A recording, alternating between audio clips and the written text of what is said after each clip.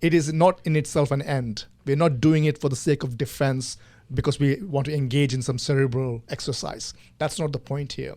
The point is evangelism, which is commanded by our Lord to go and preach the gospel of his kingdom. Would you guys hate me very much if I said today, in today's culture, what's going on in the West, I almost equate evangelism and apologetics.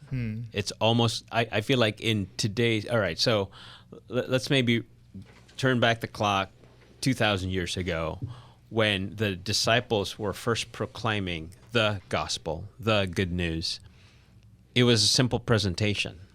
Why? Right? Because they're proclaiming Christ, resurrected, risen. That was an astonishing claim, but they could always check things themselves. And not only that, it made sense to them, like what they'd been witnessing with Jesus, the messages from Jesus, and then all of a sudden it makes sense. I'll right? make a slight pushback there because if we see the Acts 2 context is different from Acts 17 context.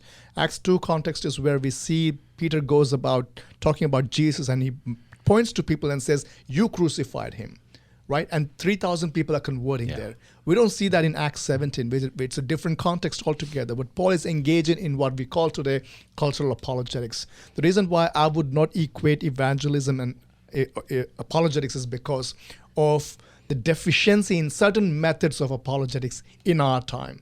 But I would always say, you would agree, I believe cultural apologetics is more relevant today than coming to doing merely evidentialist. I'm not saying there's no place for it. Absolutely there is a place for it. But what is more relevant in our situation is Acts 17 context in which we are living today.